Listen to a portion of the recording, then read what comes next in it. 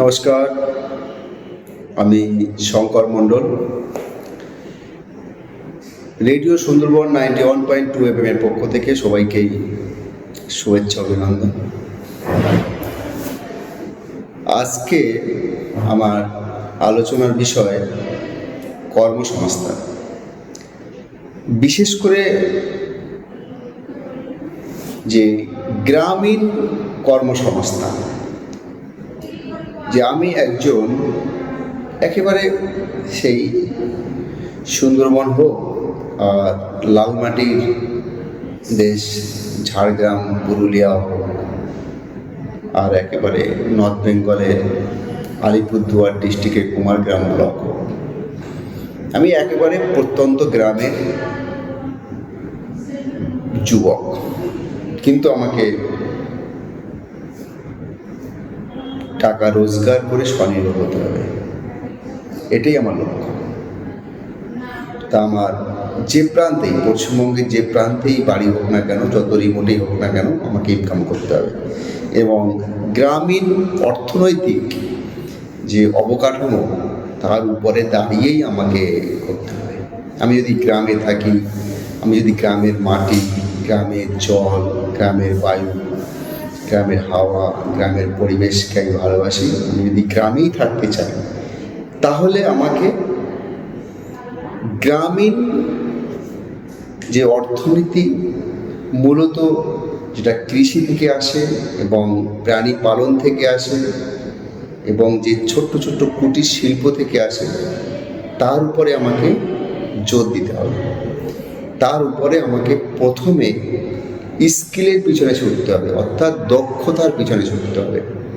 আমি যদি ধরুন কৃষিকাজ করি, তাহলে কৃষি বিষয়ক যে সাবজেক্টগুলো আছে তার উপরে আমাকে স্টাডি করতে হবে, তার উপরে আমাকে ট্রেনিং নিতে হবে। ধরুন আমি 1 বিঘা জমিতে পেয়ারা লাগাবো, কি হাইব্রিড কুলটা লাগাবো, কি আমি জবা ফুলের চাষ করব, এগুলোর জন্য কিন্তু আমাকে প্রথমে ট্রেনিং নিতে হবে। কারণ কি করে পেয়ারা গাছে কলপটা বাঁধতে হয়, কলপটা সঠিক সময় কেটে নিয়ে তাতে মাটি লাগিয়ে আমাকে যে টবগুলোতে লাগাতে হবে, লাগিয়ে সঠিক সময়ে আমাকে মাটিতে সেগুলো রোপণ করতে হবে, তার যে প্রশিক্ষণ 2 দিন, 4 দিন, 6 দিন, 15 দিন, 1 মাস হতে পারে, সেটা আমাকে নিতে হবে। কিংবা ধরুন আমি এক জমিতে বর্ষাকালীন ধানের চাষ করলাম, ধানের চাষের পরেই আমি আবার শস্য জাতীয়, সেটা ডাল শস্য হতে পারে, সেটা গম হতে পারে, এই ধরনের আমি ফসল ফলাবো। তারপরেই আমি আবার পাট, তিল, এই ধরনের, মানে এক জমিতে আমি 3 থেকে 4 বার আমাকে ফসল উৎপাদন করতে হবে, সেটা আমাকে শিখতে হবে এবং তার সঠিক সময় ধরে এগোতে হবে। কিংবা আমি যদি প্রাণী পালনের উপরে এগোই, ধরুন আমি গো পালন করব, কিংবা ছাগল পালন করব, কিংবা আমি হাঁস মুরগি করব, কিংবা ফিশারি করতে পারি, আমাকে হাঁস মুরগি, গরু, ছাগল, মহিষ, ভেড়া, এগুলোর উপরে আমি যদি প্রশিক্ষণ নেই 1 মাস, 2 মাস, 3 মাসে, তাহলে আমাকে কিন্তু গরুর একেবারে প্রজনন থেকে একেবারে স্বাস্থ্য এবং স্বাস্থ্যের থেকে তার যে উৎপাদিত দ্রব্য, মূলত দুগ্ধজাত দ্রব্য, সেইগুলো সম্পর্কে আমাকে ছোট ছোট ট্রেনিং নিতে হবে এবং হাতে কলমে আমাকে গো পালন করতে হবে। কিংবা গ্রামীণ অর্থনীতিতে বড় ভূমিকা আজকের দিনে ছাগলের, ভীষণভাবে ছাগলের বড় ধরনের ভূমিকা আছে। ছাগল পালন করে, বিশেষ করে ছাগলের মাংসজাত দ্রব্য এবং ছাগলের চর্মজাত দ্রব্য দিয়ে, কিংবা ছাগের যে দুধ পাওয়া যায়, সেটা কিন্তু ভীষণ উপকারী এবং মেডিসিনে ব্যবহৃত হয়। এবং যারা বিভিন্ন অসুখ বিসুখ ভোগেন, বিভিন্ন পেশেন্টদের, রোগীর সুষম খাদ্য হিসেবে ছাগলের দুধ আমরা ব্যবহার করি। সেই সঙ্গে আপনারা দেখেছেন যে বর্তমান পরিস্থিতিতে হাঁস এবং মুরগির বীভৎস ডিমান্ড, একদিকে যেমন ডিম, তার আরেকদিকে মাংস, মানে অপরিকল্পনীয়ভাবে ব্যবহৃত হচ্ছে। এবং সেইটা আমাদের রাজ্যে উৎপাদিত না হওয়ার কারণে কখনো কখনো আমরা ডিম বাইরের থেকে নিয়ে আসছি, অন্ধ্র থেকে নিয়ে আসছি, এবং কখনো কখনো মাংস আমাদের অন্ধ্র থেকে আসে, কিংবা আমরা আবার কখনো অন্ধ্রতে মাংস পোলট্রিজাত দ্রব্য পাঠাতে পারি, কিংবা যে বিশেষ করে হাঁসের যে ক্রাইসিস, এটা কিন্তু আগাগোড়া আছে। তার সাথে সাথে গ্রামীণ অর্থনীতিতে বিশেষ করে লবণাক্ত এরিয়াতে, যেমন সুন্দরবন এরিয়া, বিশেষ করে উত্তর দক্ষিণ 24 পরগনা এবং সুন্দরবন লাগোয়া যে ব্লকগুলো আছে, সেখানে কিন্তু মৎস্যজীবী যারা মাছ চাষ করেন, কিংবা যেসব বেকার ছেলেমেয়েরা আছো, তারা মৎস্য উৎপাদন করে কিন্তু কর্মসংস্থানে বড় জায়গা দখল করতে পারবে। এবং আজকের সুন্দরবনের যে মাছ, বিশেষ করে নোনা জলের যে মাছ, যেমন পাগদা চিংড়ি, গলদা চিংড়ি, এই ধরনের সাদা চিংড়ি, ভেনামি চিংড়ি, হন্যা চিংড়ি মাছ কিন্তু আজকে বিদেশে এক্সপোর্ট হচ্ছে। এক্সপোর্ট ইম্পোর্ট করে কিন্তু আমাদের বিদেশি অর্থ আমরা আজকে উপার্জন করছি।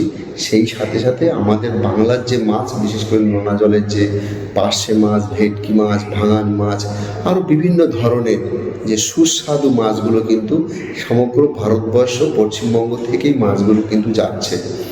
এবং যদি আসি যে মিঠা জলের যে মাছগুলো, বিশেষ করে রুই, কাতলা, মৃগেল, এই ধরনের যে মাছগুলো আছে, সেগুলো কিন্তু এই পশ্চিমবঙ্গের যে কোনো জেলাতে কিন্তু মাছ চাষ হতে পারে। এবং মিঠা জলেই কিন্তু এই মাছগুলো সম্ভব চাষ করা, এবং খুব অল্প দিনে 6 মাস থেকে 1 বছরের মধ্যে 1-1.5 কেজি ওজন এরা অনায়াসে হয়ে যায়, এবং সেইগুলো আপনারা মৎস্য উৎপাদন করে কিন্তু আপনারা স্বনির্ভর হতে পারেন। এই যে আমি আজকে গ্রামীণ যে অর্থনীতিতে, বিশেষ করে কৃষিকাজ থেকে, প্রাণী পালন থেকে, মৎস্য পর্যন্ত, যে মৎস্য উৎপাদন পর্যন্ত বললাম, এর কিন্তু একটা বড় ধরনের কর্মসংস্থানের জায়গা আছে। এবং এইটাকে যদি আমরা সঠিকভাবে যদি আমরা করতে পারি, তাহলে কিন্তু যে আমি বেকার, দিনের শেষে আমি বেকার, আমার 10 টাকা লাগলে সেটা বাবার কাছে, মায়ের কাছে হাত পাততে হয়, এটা কিন্তু হাত পাততে হবে না। আপনাদেরকে একটা ছোট্ট উদাহরণ দিচ্ছি। ধরুন আপনার 2 বিঘা জমি আছে। 2 বিঘা জমিতে আপনি যদি 10 কাঠা জমি পুকুর খনন করেন, 10 কাঠা জমিতে যদি আপনি পুকুর খনন করে 2 বিঘা জমিটা পাড় দিয়ে সুন্দর করে আপনি যদি আপনি মাছ চাষের পাশাপাশি এই ফল চাষ থেকে শুরু করে বিভিন্ন ধরনের চাষ করেন, আমি বলবো ওই 2 বিঘা জমিতে কিন্তু আপনার 3 থেকে 4 জন ফ্যামিলি মেম্বার নিয়ে খুব সচ্ছলভাবে সংসার চলবে। একটা ছোট্ট এক্সাম্পল দিই। ধরুন 2 বিঘা জমির মধ্যে 10 কাঠা জমিতে পুকুর আছে, সেই পুকুরে পাড় আছে, পাড়ে কিন্তু আপনি কলা গাছ লাগাতে পারেন, আপনি আম গাছ লাগাতে পারেন, জাম গাছ লাগাতে পারেন, সাদা জামের গাছ লাগাতে পারেন। একদিকে যেমন আপনার ফল আসছে, ঠিক সেমভাবে আপনি যেমন পুকুরে মাছ চাষ করছেন, সেই পুকুরে যদি নেট দিয়ে যদি আপনি হাঁস ছেড়ে দেন, একদিকে হাঁস যখন চড়ছে, সেটাও কিন্তু ডিম দিচ্ছে, এবং হাঁস যখন মলমূত্র ত্যাগ করছে, তখন কিন্তু মাছের খাদ্য হচ্ছে। একদিকে মাছ উৎপাদন হচ্ছে, একদিকে মাংস হচ্ছে, একদিকে পুকুর পাড়ে কিন্তু ফল থেকে ফুল উৎপাদন হচ্ছে। সেই সঙ্গে যে জমিটা থাকছে, সেই জমিটাতে যদি আপনি বছরে 3 থেকে 4 বার চাষ করতে পারেন। বর্ষাকালে ধান চাষের পরেই শীতকাল চলে আসছে, আপনি যেখানে যদি শস্য জাতীয়, ডাল জাতীয়, গম জাতীয় যদি আপনি ফসলের চাষ করতে পারেন, সেখানে আপনি ভালো ধরনের ফসল পাচ্ছেন। কিংবা আপনি যদি শস্য চাষ করেন, সেখানে আপনি সারা বছরের তেল পেয়ে যাচ্ছেন। যদি ডাল চাষ করেন, সারা বছরের ডাল পেয়ে যাচ্ছেন।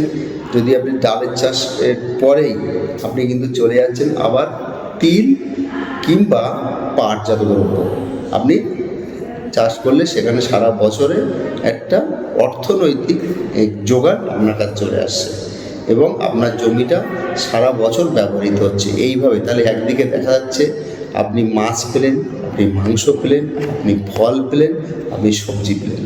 এবং এই যে ফলের গাছগুলো আপনি রোপণ করছেন, তার নিচ দিয়ে আপনি হলুদ লাগাতে পারেন, আদা লাগাতে পারেন, আপনি সিম গাছ লাগাতে পারেন, আপনি বরবটি গাছ লাগাতে পারেন। এগুলো লতা জাতীয় গাছ, এগুলো কিন্তু বড় বড় গাছকে বেয়ে ওঠে, কিন্তু তার জন্য আপনাকে মাচা করতে হচ্ছে না, কিংবা মাচা করে দিলেও সমস্যা নেই। মানে আপনাকে ভ্যারাইটিস বিভিন্ন মডেলের আপনি যদি চাষগুলো ছোট্ট করে করতে পারেন, সারা বছর আপনি একদিকে সবজি থেকে মাছ, মাংস, ডিম এবং বাড়ির খাদ্য আপনি পেয়ে যাচ্ছেন।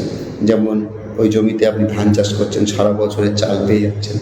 ধানের পরেই আপনি শস্য পেয়ে যাচ্ছেন, ডাল শস্য পেয়ে যাচ্ছেন, আপনার যতটা লাগছে সেগুলো আপনি ব্যবহার করছেন, তারপরে আপনি বিক্রি করে দিচ্ছেন। আমরা দেখেছি যে 2 বিঘা জমি থাকলে গ্রামীণ অর্থনীতিতে সঠিকভাবে আপনি যদি ব্যবহার করেন তাহলে কিন্তু আপনার সচ্ছলভাবে সংসার চলে যাবে। এরই সাথে সাথে আপনার যদি ভিটে বাড়ি থাকে তাহলে সেখানে আপনি 500 কি 1000 মুরগি পালন করতে পারেন, 2টো গরু পালন করতে পারেন, 4টে ছাগল পালন করতে পারেন, 2টো মহিষ পালন করতে পারেন। তাহলে কিন্তু সারা বছর আপনার হাতে কন্টিনিউয়াসলি টাকা আসবে। কারণ বর্তমানে 1 লিটার দুধের দাম কিন্তু এখন 60 টাকা। 1 লিটার দুধের দাম, সেটা গরুর দুধ এবং মহিষের দুধ যে দুধই হোক, মিনিমাম গ্রামীণ অর্থনীতিতে 1 লিটার দুধের দাম 60 টাকা। তা আপনি যদি আপনার বাড়ির লাগোয়া বাড়ি গা ঘেঁষে যদি আপনি দুটো উন্নত মানের যদি শঙ্কর প্রজাতির গরু পুষতে পারেন, কিংবা আপনি 4টে ছাগল পুষতে পারেন, বিটল প্রজাতি, যমুনাপাড়ি এই ধরনের, কিংবা black goat of black Bengal যদি পুষতে পারেন, সেক্ষেত্রে কিন্তু আপনার অভাবটা থাকবে না এবং সারা বছর কন্টিনিউয়াসলি আপনার টাকা আসতেই থাকবে। এবং গ্রামীণ অর্থনীতিতে গরু, ছাগল, হাঁস, মুরগি, মাছের পাশাপাশি কৃষিকাজ সঠিকভাবে করলে সেখানে কিন্তু আপনার খাদ্য থেকে অর্থ দুটোই যোগান দেবে আপনাকে। এবং এইটা যদি আপনি লার্জেস্ট স্কেলে করেন, যদি যেমন রিলায়েন্সরা করছে, আরামবাগ হ্যাচারি করছে, আমুল করছে, বড় বড় কর্পোরেট সেক্টর যেমন চাষ করছে, তারা নিজেরাই এখন উৎপাদনের কাজে হাত দিয়েছে এবং তারা হাজার হাজার বিঘে ইন্ডাস্ট্রি করছে এবং তারা গ্রামীণ মানুষকে দিয়ে করাচ্ছে যেসব হ্যাচারিগুলো। ধরুন আমি আরামবাগ হ্যাচারির কথা বলি, তাদের কিন্তু নিজস্ব জমি নেই, তারা কিন্তু গ্রামীণ যেসব বেকার ছেলে মেয়েরা আছে তাদেরকে দিয়ে কিন্তু খামার তৈরি করাচ্ছে, তাদের টাকা ইনভেস্ট করাচ্ছে এবং সেই খামার তৈরি হওয়ার পরে তারা কিন্তু ফিড দিচ্ছে এবং চিকটা দিচ্ছে, মুরগির বাচ্চাগুলো দিচ্ছে এবং খাবার দিচ্ছে, মেডিসিনটা দিচ্ছে এবং তাদের ডাক্তারবাবুরা এসে রেগুলার ভিজিট করছে। আপনি কিন্তু আপনার জমিতে আপনি লেবার হয়ে গেলেন, আপনি কৃষক হয়ে গেলেন, আপনি উৎপাদক হয়ে গেলেন, কিন্তু ব্যবসা করে গেলেও কিন্তু আরামবাগ হ্যাচারি। এইটা আপনাকে মাথায় রাখতে হবে। কিন্তু আপনি যদি নিজে একটু বুদ্ধি লাগিয়ে করেন, আপনার উৎপাদিত দ্রব্য যদি আপনি আপনার লোকাল বাজারে বিক্রি করেন, তাহলে কিন্তু আপনি উদ্যোগপতি হয়ে গেলেন। এবং এই ধরনের কাজগুলো করার জন্যে রাজ্য সরকার এবং কেন্দ্র সরকারের বিভিন্ন স্কিম আছে, লোনের স্কিম আছে। আপনারা লোকালে বিডিও অফিসে গিয়ে, এডিও অফিসে গিয়ে, ব্লক লাইভলিহুড ডেভেলপমেন্ট অফিসার কাছে, বিএলডিওর কাছে গিয়ে আপনি বলতে পারেন যে আমি প্রাণী পালন করি, কি আমি কৃষিকাজ করি, আমাকে কী ধরনের সহায়তা পেতে পারি এবং আমি কীভাবে লোন স্কিমগুলো করতে পারি, সেখান থেকে আমি সাবসিডি কীভাবে পেতে পারি, এগুলো কিন্তু আপনারা আলোচনা করতেই পারেন।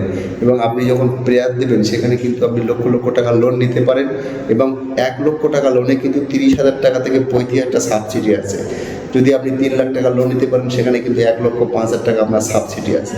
এইগুলো মাথায় রাখবেন যে লোন নিতে হবে, প্যারালালি সাবসিডি নিতে হবে এবং ব্যাংকের সঙ্গে সুসম্পর্ক রেখে যদি আপনি এগোতে লাগেন, তাহলে কিন্তু আমার দেখা একজন সাকসেসফুল এন্টারপ্রেনারকে দেখা, যে ছেলেটি 2টো গরু নিয়ে ব্যবসা শুরু করেছিল এবং 2টো গরু নিয়ে ব্যবসা শুরু করেছিল, ব্যাংক লোন ছিল 3 লাখ টাকা এবং তারপরে সেই ব্যাংকের থেকে উনি লোন নিছিল 58 লক্ষ টাকা। তারপরে সেই ব্যাংকের সাথে সামান্য মনোমালিন্যের কারণে সেই ব্যাংকের নামও বলবো না, সেই ব্যাংক ছেড়ে দিয়ে আরেকজন রাষ্ট্রায়ত্ত ব্যাংকের ম্যানেজার বাড়িতে এসে ওনাকে 4 কোটি টাকা লোন দিয়েছিল গো পালনের উপরে। এবং উনি গোপালন করে, অর্থাৎ গরু পালন করে উনি বড় ধরনের খামার করেছিল। সেই খামারে একদিকে যেমন দুধ উৎপাদন হয়েছিল গরুর গোবর দিয়ে, একদিকে জৈব সার হয়েছিল এবং গরুর দুধ উৎপাদন করে উনি নিজেই ক্রিম বের করতো। ক্রিম বের করা মেশিনটা বসালো, তারপরে সেইখান দিয়ে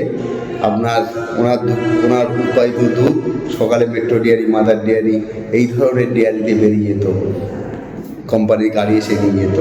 এইভাবে কিন্তু আমরা দেখেছি, তার কিন্তু চাকরি করতে হয়নি। তাই বলবো যে গ্রামে যারা আছো, যারা গ্রামকে ভালোবাসো, গ্রামকে তৈরি করতে ইচ্ছুক, গ্রামের পরিবেশে থাকার ইচ্ছা, তারা কিন্তু লেগে পড়ো। একেবারে কৃষি কাজ থেকে একবারে পশুপালন, তার সাথে যদি আপনারা একটু হালকা করে যদি কৃষির সাথে শিল্প মিক্স করতে হবে, পশুপালনের সাথে শিল্প ইন্ডাস্ট্রিটা মিক্স করতে হবে, যে কৃষি রিলেটেড ইন্ডাস্ট্রি বানাতে হবে, ছোট ছোট ছোট ছোট আকারে, ক্ষুদ্র ক্ষুদ্র ক্ষুদ্র করে আপনাকে এগোতে হবে। তাহলে কিন্তু সাকসেসটা খুব বড় লেভেলে আসবে এবং আস্তে আস্তে দেখবেন যে অর্থনৈতিক সংস্থাগুলো আপনার খোঁজ নিচ্ছে এবং আপনার পাশে চলে যাবে। তাই আমি আজকের আমার আলোচনা কর্মসংস্থান নিয়ে, বিশেষ করে গ্রামীণ অর্থনীতিতে কী করে নিজেকে স্বনির্ভর করতে হবে তার সংক্ষিপ্ত আলোচনা এখানেই শেষ করছি। সবাই ভালো থাকবেন, সুস্থ থাকবেন। রেডিও সুন্দরবনের পক্ষ থেকে সবাইকে আর একবার ধন্যবাদ জানাই।